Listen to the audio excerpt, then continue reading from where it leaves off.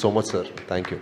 మనోజ్ గారు, అచ్చా, ఈ సినిమాలో మీ డైలాగులు వింటుంటే మోహన్ బాబు గారు పాత సినిమాల్లో గుర్తొచ్చాయి. అంటే మీరు కూడా చెప్పారు డిఎన్ఏలో ఉంది అన్నారు. సో ఈ సక్సెస్ని మీ ఫాదర్తో షేర్ చేసుకున్నారా? మీ ఫాదర్కి సినిమా చూపిస్తున్నారు?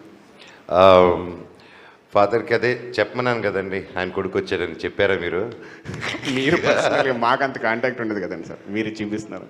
ఎస్ అండి, ఆయనకి ఫార్వర్డ్ చేయడం జరిగింది. ఆయన చూసుంటారు. ఆయన బ్లెస్సింగ్స్ ఎప్పుడు ఉంటుంది కదండి. సార్ ఇది టీంకి అంటే భైరవన్ చూసిన తర్వాత నాకు క్వశ్చన్స్ రావట్లేదు. అందరికి మైక్లు ఇవ్వండి.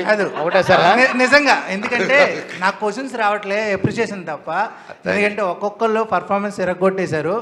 మీకు తగ్గట్టు మా మ్యూజిక్ డైరెక్టర్ గారు వెనకాల బ్యాక్గ్రౌండ్ స్కోర్ బాబోయ్ బేబత్సం.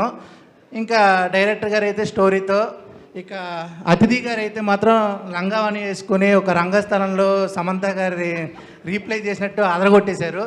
అందరికీ